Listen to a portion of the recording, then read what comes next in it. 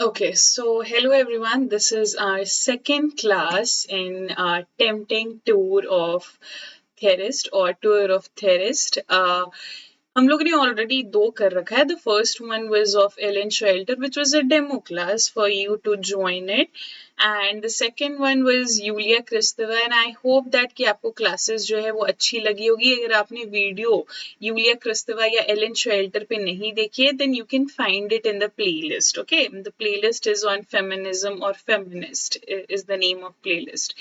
सो जैसा कि मैंने आपको ऑलरेडी बोला है, प्रॉमिस किया है दैट कि every Tuesday and Thursday you will get a video for sure. So Tuesday we have already done a video, we have already done a class on Yulia Kristeva. So finally we are going to have another feminist, right? And that is no one else but Mary Wollstonecraft. This is the third part in your feminist theorist class and also the second in your TTT, right? That is tempting tour of theorist.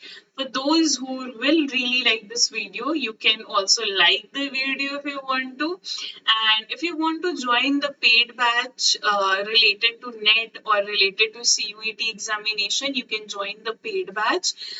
For any other description related to the paid batch, you can mail it to Kumari Kritiraj ugcnet@gmail.com.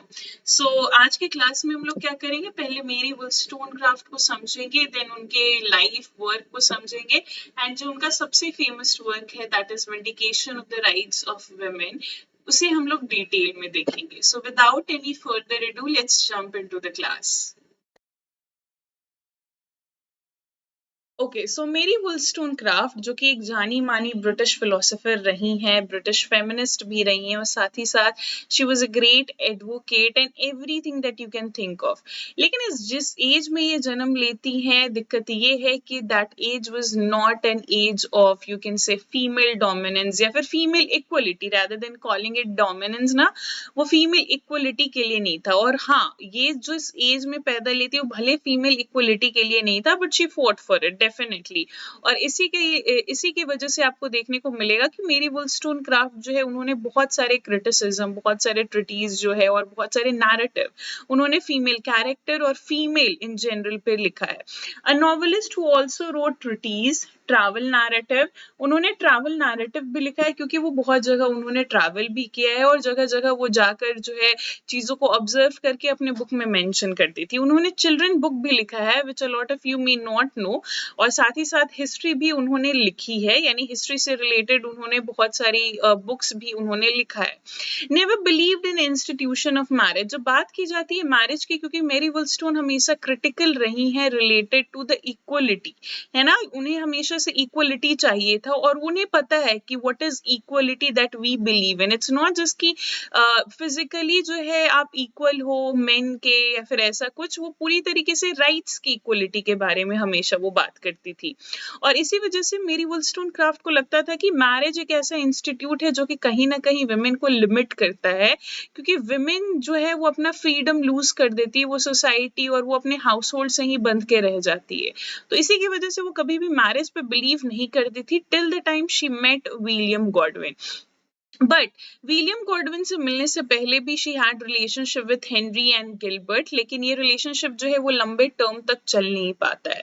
And इसी वजह से क्या होता है, वो आगे जाके in fact वो दूसरे जगह जाती भी हैं and then she decided to move on from that place, और फिर वो विलियम गॉडविन से मिलती है. दोनों का क्योंकि एक लिटरेचर इंटरेस्ट था, विलियम गॉडविन भी he never believed in marriage as an institution.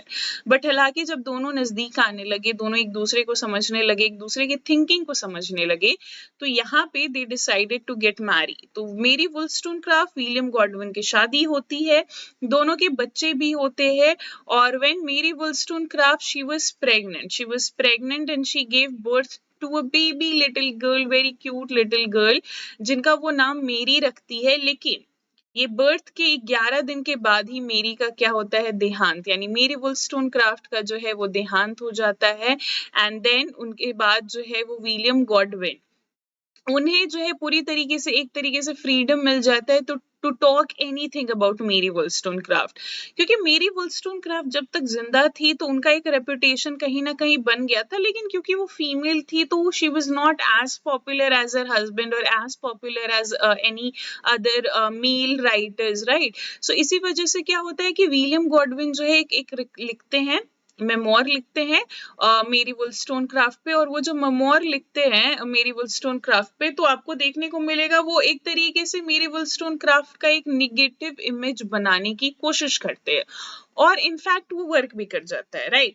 वो इसलिए वर्क कर जाता है क्योंकि मेरी वुलस्टोनक्राफ्ट जो है उनका रेपुटेशन डाउन हो जाता है, लोग बिलीव करने लग जाते हैं विलियम गॉडविन के वर्ड्स पे, क्योंकि मेरी वुलस्टोनक्राफ्ट तो जिंदा है नहीं जो आके ये सारी चीजों को बताएंगे कि ये सही है या ये गलत है।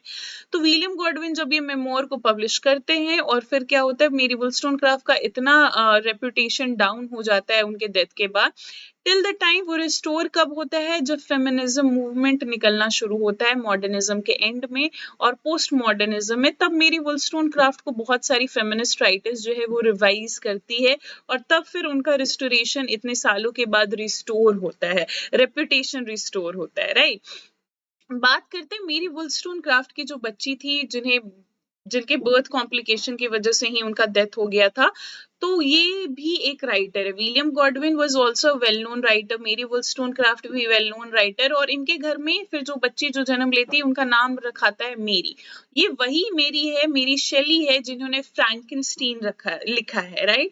और ये वही मेरी है जो आगे जाके पीबी शेली से जो है इनकी शादी होती है। So that is all related to Mary Wollstonecraft, उनके पर्सनल लाइफ से रिलेटेड चीजें। धीरे धीरे करके हम लोग जो है वो वर्क पे आते हैं। नाउ जिस मेमोर की मैं बात कर रही थी, वो मेमोर का नाम क्या है? Memoirs of the author of vindication of the rights of women, क्योंकि वो शादी के पहले ही vindication of the rights of women वो लिख चुकी थी, और इसी के कारण क्या है कि उन्हें जो है वो बहुत सारे लोग जानने भी लगे थे, लेकिन डेथ के बाद उनका रेपुटेशन जो है वो पूरी तरीके से डिस्ट्रॉय कर दिया जाता है विलियम गॉडविन का। ना ये क्वेश्चन रह जाता है कि विलियम गॉडविन तो उन्हें बहुत चाहते थे, फिर क्या था वो जो सो कॉल्ड सोसाइटी वाला नॉर्म्स नहीं था कि वाइफ का ये रोल है, वाइफ का वो रोल है, वो कभी भी मेरी वुलस्टोनक्राफ्ट जो एज अ रोल वो लेती नहीं थी, क्योंकि वो इक्वलिटी पे बिलीव करती थी। बोली कि if I am doing so and so in my this marriage, तो आप भी वही करो, जो कि शायद विलियम गॉडविन को जो है वो पसंद नहीं आता था। जब बात की जाए मेरी शेली के सॉरी मेरी वुलस्टोनक्राफ्ट, तो उनके पिता अब्यूजिव थे, और यहीं से जो है उनका आता है नेचर, क्योंकि उनके पिता अब्यूजिव थे जब उनकी मदर की डेथ हो गई, तो वो क्या करती है अपने घर को ही छोड़ देती है, and then from that onward जो वो काफी ज्यादा फाइनेंशियल इंडिपेंडेंट और भी हर वे में वो इंडिपेंडेंट होती है, और वो दुनिया को काफी अच्छे तरीके से वो देखी रहती है। पहले वो एज अ ट्रांसलेटर वर्क करती है, फिर गवर्नेंस वो वर्क करती है, फिर एडवाइजर, और तब वो फुल टाइम जॉब लेती है एज अ राइटर। ऐसा नहीं था कि उनका लाइफ जो है वो सिर्फ इतने ही से रह गया था, उनका लाइफ बहुत ज्यादा ऊपर नीचे दो फेल्ड रिलेशनशिप रहा है, साथ ही साथ सोसाइटी उन्हें कभी जल्दी एक्सेप्ट नहीं करती थी, ना ही उनके राइटिंग को, ना ही उनके जेंडर को एक्सेप्ट करती थी, ना ही वो सारी चीज उनके बिलीफ को एक्सेप्ट करती थी। So that's the reason why वो इन्होंने कमिट भी किया है, सुसाइड करने की कोशिश भी की है, लेकिन she was saved, right? She was saved. वो कब हुआ था? जो वो गिलबर्ट के साथ, जो मैंने आपको ऑलरेडी बताया, हेनरी और गिलबर्ट के साथ जो है वो मेरी वुलस्टोनक्राफ्ट का एक रिलेशन रहा है। गिलबर्ट के साथ जब उनका काफी एक अच्छा सीरियस रिलेशन था, लेकिन वो रिलेशनशिप जब खत्म होता है तो she was going with one of the very low phases in her life, and she decided to commit suicide, but वो होता नहीं है, राइट? अब हम लोग आते हैं वर्क पे। Okay, so the first is Thoughts on the Education of Daughter that came in 1787. ये पब्लिश्ड हुआ था उनके फ्रेंड जोसेफ जॉनसन के द्वारा। अगेन, क्योंकि अगर आप देखोगे यहाँ पे एक वर्ड क्या है, daughter, and that is education of daughter, क्योंकि एजुकेशन जब ये बात की जाएगी 18th सेंचुरी या फिर 19th सेंचुरी का जो किस्सा है, यहाँ तक इस सेंचुरी तक भी जो है वो वुमेन के पास राइट नहीं था एजुकेशन का, और इस चीज पे हमेशा क्वेश्चन किन्होंने किया है? तो मेरी वुलस्टोनक्राफ्ट ने किया है। वो हमेशा बोली है कि एक डॉटर को सिर्फ और सिर्फ हाउस होल्ड एजुकेशन ही नहीं चाहिए, बल्कि उन्हें जो है वो एक बेसिक एजुकेशन चाहिए। A book on female education with the rise of middle class, क्योंकि ब्रिटिश मिडिल क्लास की आबादी बढ़ रही थी, वो लोग राइज कर रहे थे, तो ये बहुत इंपॉर्टेंट होता है कि फीमेल को एजुकेशन दिया जाए। Talks about how to take care of an infant, कि बच्चे का जो है वो कैसे देख रेख किया जाए, किस तरीके से उन्हें संभाला जाए, हर वो चीज यहाँ पे बात वो करती है। और इसी वर्क का एक सब टाइटल है with reflection on female conduct in more important duties of life. Now the second one is your Mary fiction. ये एक नॉवेल रहा है और ये नॉवेल जो है इसमें आपको ऑटोबायोग्राफिकल एलिमेंट भी मिलेगा, क्योंकि यहाँ पे जो नाम है Mary is actually no one else. यहाँ पे जो मेन कैरेक्टर है हमारी मेरी, ये मेरी कोई और ही नहीं बल्कि ऐसा माना जाता है, ऐसा बिलीव है कि ये मेरी वुलस्टोनक्राफ्ट ही थी। ये एक ट्रैजिक स्टोरी है जहाँ पे वुमेन एक रोमांटिक रिलेशनशिप में इन्वॉल्व हो जाती है बिना उनके मर्जी का, और फिर वो आगे जाके किस तरीके से जो है इस मैरिज से और इस रिलेशनशिप से वो छुटकारा पाना चाहती है। Inspired by the idea of Jean Jacques Rousseau that geniuses teach themselves, है ना। नाउ स्टोरी की बात करते तो एक कैरेक्टर है मेरी है। मेरी के माता पिता है, माता का नाम एलाइजा है और पिता है मेरी के एक भाई भी, यानी एलाइजा और जो पिता है उनके एक बेटे है, एक सन है और एक बेटी है। लेकिन माँ का क्या है ना, माँ हमेशा से वो फेवर किसे की है, सन को फेवर की। इनफैक्ट पूरा फैमिली जो है वो सन को फेवर किया है। एलाइजा की जब बात की जाए, यानी मेरी की जो मदर है एलाइजा की बात की जाए, तो एलाइजा कभी भी मेरी को किसी भी एक होता है ना कि एक वो मदरली लव उन्हें मिला नहीं। एंड देन उसके बाद क्या हुआ कि एलाइजा काफी ज्यादा खुद ही वो सेल्फ सेंटर्ड रहने लग गई, सन पे ही वो ध्यान दे रही है, मेरी पे ध्यान नहीं दे रही है। बट चीजें सिनेरियो तब चेंज हो जाती है जब ये सन का डेथ हो जाता है। ओके तो चीजें तब चेंज हो जाती है जब ये सन का डेथ हो जाता है, और फिर यहाँ पे जो भी प्रॉपर्टी है उसकी इकलौती वारिस बच जाती है मेरी, राइट। मेरी क्योंकि इकलौती एक वारिस बच जाती है, तो एलाइजा को ना चाहते हुए भी मेरी पे ध्यान देना पड़ता है। लेकिन एलाइजा अचानक से बीमार पड़ जाती है और एलाइजा मेरी से ये वादा करवाती है that you will marry a very wealthy man, जो कि चार्ल्स है, तुम चार्ल्स से शादी कर लोगी। मेरी को ना चाहते हुए भी चार्ल्स से क्या होता है, वो शादी कर लेती हैं। लेकिन चार्ल्स के साथ शादी करके वो बहुत ज्यादा खुश नहीं थी, हालांकि ऐसो आराम सब कुछ है, लेकिन वो खुश नहीं थी इस मैरिज से। मेरी की एक बहुत अच्छी जानी मानी फ्रेंड थी जिनका नाम एन था। एन का दिक्कत ये था कि वो काफी ज्यादा पोवर्टी में थी और धीरे धीरे वो बीमार भी पड़ रही थी। मेरी ने अपने हस्बैंड के, क्योंकि हस्बैंड उनके काफी ज्यादा वेल्दी थे, तो हस्बैंड से कुछ पैसे लेकर वो एन को भी इनफैक्ट देती है। लेकिन एन और बीमार पड़ते जाती है, तो मेरी ने क्या किया, क्योंकि मेरी के हस्बैंड चार्ल्स अभी कुछ समय के लिए बाहर गए हुए थे, तो मेरी अपनी फ्रेंड एन का ही देख रेख करती है। उसी बीच में वो किनसे मिलती है, वो हेनरी नाम के एक इंसान से मिलती है। एन की तो खैर एन की डेथ हो जाती है, लेकिन वो हेनरी से काफी ज्यादा क्लोज हो जाती है। लेकिन अब बारी थी मेरी का वापस इंग्लैंड आने का, यानी वापस अपने हस्बैंड के पास आने का। और इनफैक्ट वो हेनरी और मेरी दोनों ही इंग्लैंड आते हैं, लेकिन मेरी जो है वो अपने हस्बैंड के पास चली जाती है, और हेनरी के साथ जो भी नजदीकियां थी मेरी की, वो उस पे एक फुल स्टॉप लग जाता है, वो खत्म हो जाता है।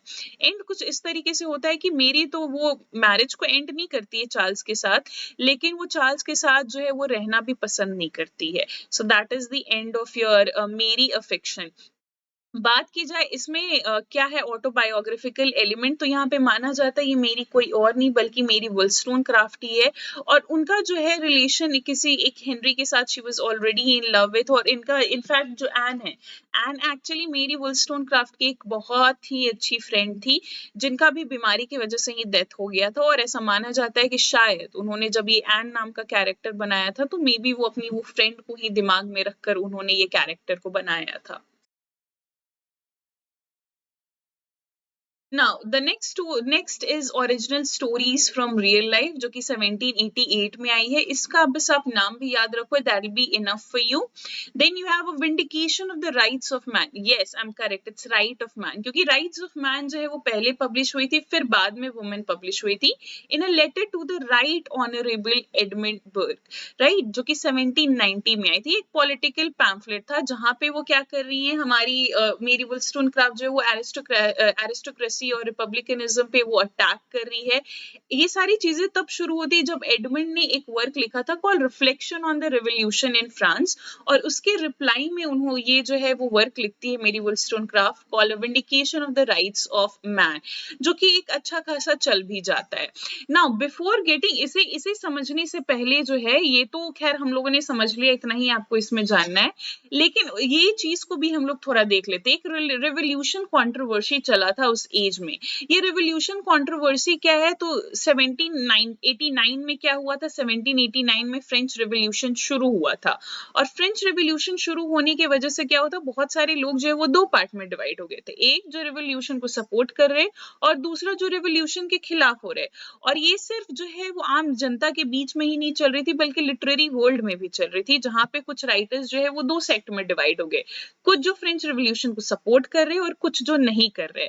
और इसी की वजह से इसे क्या बोला जाता है, रेवोल्यूशन कंट्रोवर्सी, यानी फ्रेंच रेवोल्यूशन कंट्रोवर्सी। और ये एक पैम्फलेट का वर्ड था, यानी एक जो लोग सपोर्ट करे वो इसके अगेंस्ट में, सॉरी इसके फेवर में लिख रहे हैं, और उसके रिप्लाई में फिर कुछ और लिखा जा रहा है। जैसे ये वॉर शुरू कब हुआ था, जब एडमंड ने लिखा था reflection on the revolution in France 1790 में, उन्होंने ये लिखा था। और उसके बाद से क्या होता है, बहुत सारे ऐसे राइटर्स थे जो कि एडमंड के इस व्यू पॉइंट ऑफ से और या फिर इस वर्क से अग्री नहीं करते थे। इसमें उन्होंने क्या किया था, इसमें वो फ्रेंच रेवोल्यूशन के खिलाफ गए थे, और इसमें वो फ्रेंच एरिस्टोक्रेसी को डिफेंड किए थे और कैथोलिक चर्च को डिफेंड किए थे, और फ्रेंच रेवोल्यूशन में जो आम जनता की मांग थी उसके खिलाफ हो गए थे।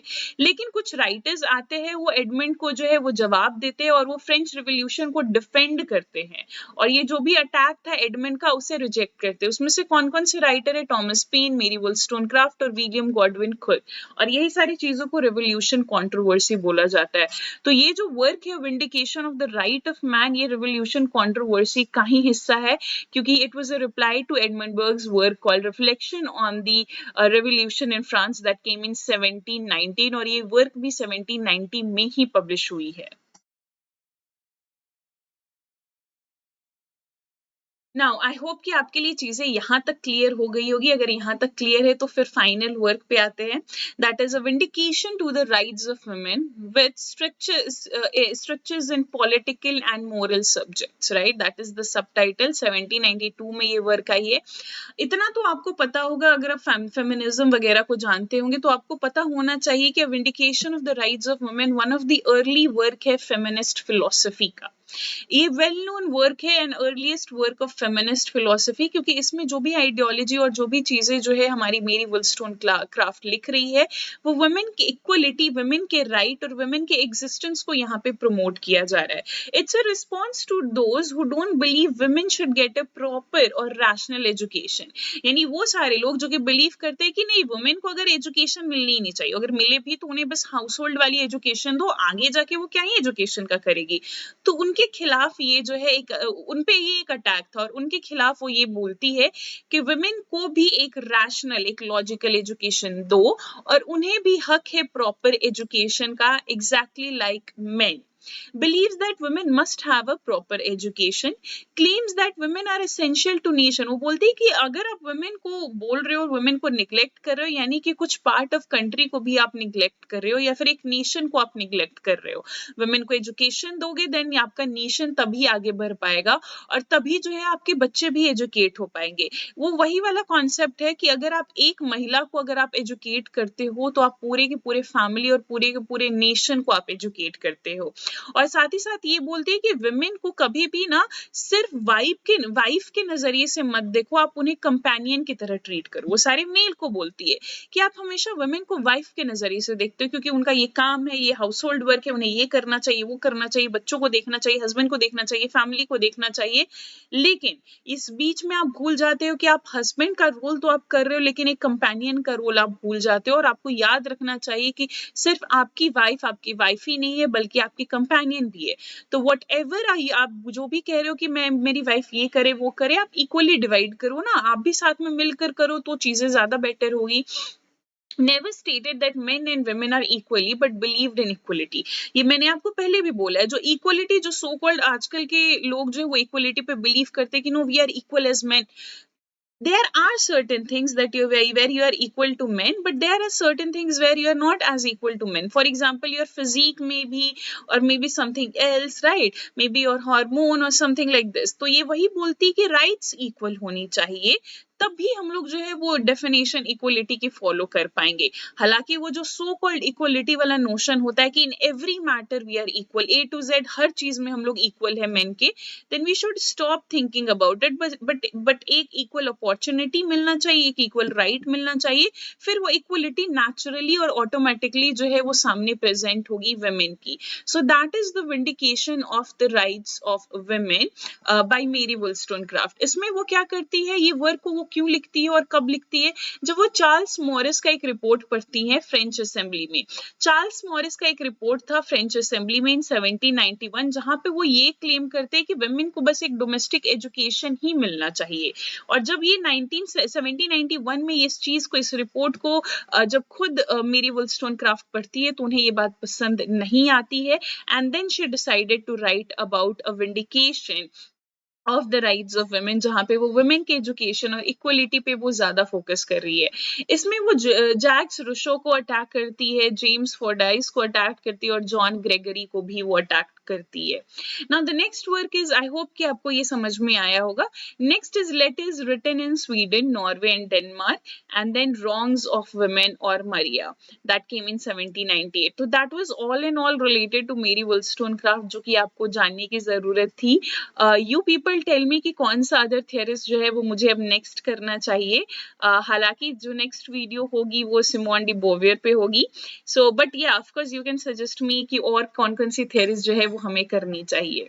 For those who want to join the paid course of English literature, they can join, they can contact me through email kumarikritiraj@ugc@gmail.com, and these are the few things that we are providing you in the paid course of English literature, जहाँ पे आपको recorded classes मिलेंगे और साथ ही साथ PDF notes सब चीज के भी आपको मिलेंगे. Okay, till then, take care of yourself, enjoy literature, and always focus on your studies and also yourself. Thank you. Bye bye.